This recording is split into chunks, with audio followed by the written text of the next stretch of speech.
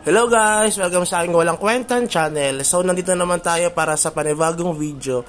Ngayon, susubukan naman natin pagbigyan yung request ni Boss Support, no? Sabi nga dito, Lods, patingin naman if Energy Wizard yung kalaban. So, kahit naman ako gusto kong subukan itong kalaban na Energy Wizard. So, naghanap tayo ng mga kalaban natin. Ang mga kalaban natin ay top 28 na Wizard. Overall yon, tapos ako ay top 37 na Wizard.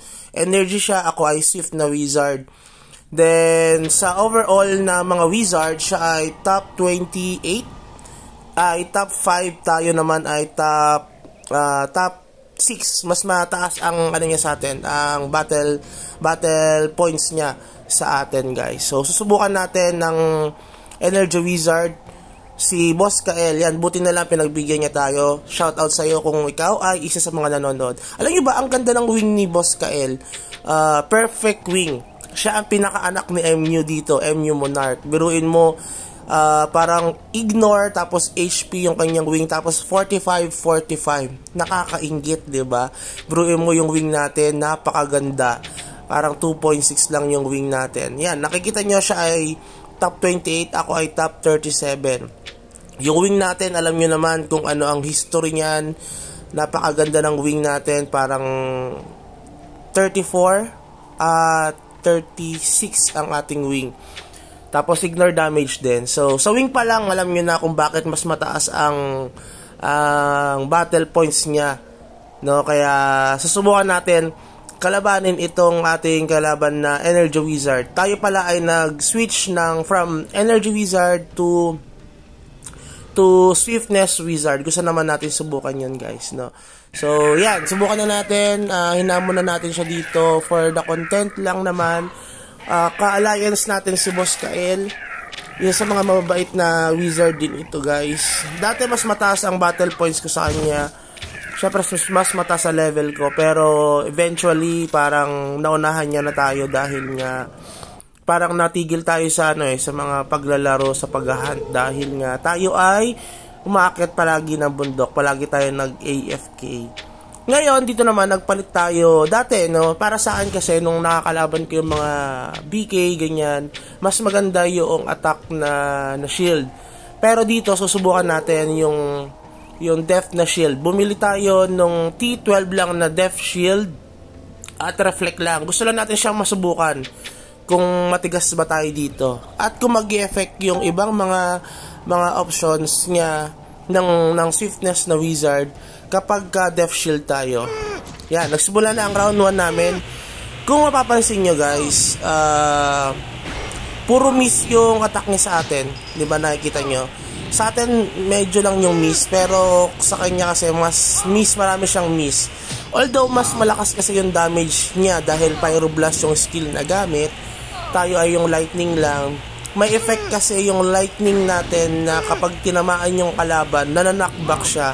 So dahil doon, medyo nalilesen yung kanyang hit up or hit attack.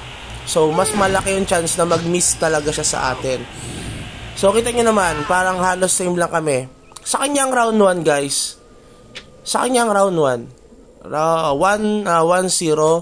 So hindi ko alam kung ano nangyari to, pero sa kanyang round 1. Okay, subukan naman natin ang round 2, guys.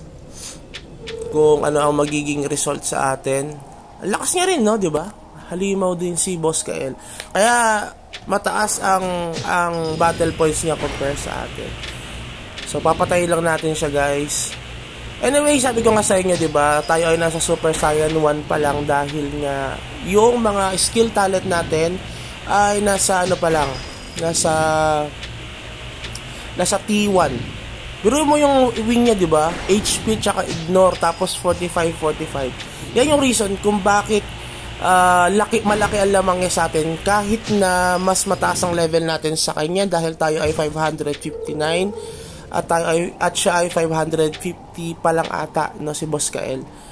Pero eventually matataasan na tayo doon na level niya kapag puro AFK lang tayo. Dahil kasi syempre pag nag-AFK ka, may mga moment na namamatay ka. So kapag medyo matagal kang natenga sa safe zone, wala kang makukuha XP. Meron man kayong makukuha XP pero napakakunti lang guys. So round 2, susubukan na natin yung round 2 kay Boss Kael. Yan. Kung mapapansin nyo guys, isa sa mga factor kung bakit gustong-gusto ko tong swiftness, lalo pagka tumatagal yung character natin, dahil mag-cooldown ulit itong poison natin na parang bungo dyan. No? Dalawa yung bungo dyan pero isa matagal mag-cooldown. Importante yan. Yan yung Benevolent Flame. Kapag yan yung pinapataas natin, kapag nag-Super Saiyan 2 na tayo, ibig sabihin nakuha na natin yung T2 natin, mas maganda yung bigay na options sa atin. Na-explain ko naman yan sa inyo sa aking review sa ating swiftness na wizard. Halos same lang kami dito guys. Sa round 2, halos same lang kami. Yun nga lang, panalo tayo naman dito. Okay? So, mas lamang tayo dito. Na all one na kami guys. So, ibig sabihin nun, hindi nagkakalayo ang Energy Wizard at Swiftness Wizard sa PvP. Pagka, syempre, Wizard sa Wizard. Pero kung sabi ko nga sa inyo, nung Energy Wizard ako, hindi ko talaga kayang sumabay sa mga Blade Knight. Hindi, or hirap na hirap akong sumabay sa mga Blade Knight. Dahil syempre, hindi ko sila mananakback. Dire-diretso silang nag-i-stab sa akin at saka yung Fatal Strike. Hindi ko sila nananakback, hindi ko sila nakukuryente. Tapos, hindi sila nagmi-miss. Kasi nga, mas mataas yung hit up nila. Kaya kahit na may naka-DSR tayo, ang problema doon, mataas din ang hit up nila. Kaya yung mga Fatal Strike, yung mga unti lang yung skill ng BK, di ba? Pero pag tumama yung mga skills nila, solid talaga. Kaya nga nung Energy Wizard tayo, ayaw kong kalaban ang BK. At saka syempre ngayon, kahit ngayon, ayaw ko pa rin kalaban yung STR Magic Gladiator. Shout out sa iyo, Boss Bunhab. Dati siya si Boss Banlag. Nagko-comment niya sa atin. So sigurado na mapapanood niya itong video na to kung siya ay manonood dito. No, dahil ilang beses ko na papansin si Boss Bunhab ay laging nagko-comment dito. Hindi natin sabihin kung ano pangalan niya in real name dito sa kanyang account. No? Pero mabait yan si Boss Bunhab. Lagi niyang kalaban yung mga kaibigan nating alien dito sa MU Monarch. So yan, nag-round 3 na kami. Gusto natin masubukan mag-gauge kung ano bang mas maganda para sa inyo guys. Yung Energy Wizard or Swiftness Wizard. Pero alam nyo guys, itong si Kael, mababa pa kasi yung kanyang master talent. Hindi niya pa nakukuha yung meteorite. Pero gusto ko siyang subukan ulit kapag nakuha niya na yung meteorite niya. At nakuha ko na rin yung Super Saiyan 2 ko, no? So yun yung yung qualification ko, Super Saiyan 1, yung T1 na skill ng skill talent, tapos yung T2 ko yung Super Saiyan 2, Super Saiyan 3 natin ay yung ating T3. So gusto natin masubukan yun, both na PvP sa Energy, sa STR MG, at saka sa mga BK, at saka syempre sa mga Grow Lancer, dahil parang nakita ko yung option na yon ay para sa kanila talaga. Pero hindi ko alam kung matatalo ko si Bunhab. Napakalakas nun. Parang kalahati lagi natitira sa buhay natin kapag nakakalaban natin siya. Hindi ko na ina-upload yung video kapag nanonood ka dito kasi nakakahiya. Napakalakas mo eh. Siya ay top 4 namin dito ha sa MU Monarch. Tapos tayo ay top 8 lang dito, no? Yung rank 8 lang dito. So kung mapapansin nyo, ito yung sinasabi ko sa inyo kung bakit madalas na nagmi-miss yung yan yung yung Benevolent Flame natin. Yan yung isa sa mga reason kung bakit malakas yung poison. Tapos patataasin pa natin tong Super Saiyan 1, Super Saiyan 2, tsaka Super Saiyan 3 pag nakuha na natin yan. Yan yung mga options kung bakit maganda na kapag pinataas natin ito, dahil maganda yung mga options na bigay. Biruin mo, kapag na-poison natin siya, mas malaki yung chance na mag-miss siya sa atin.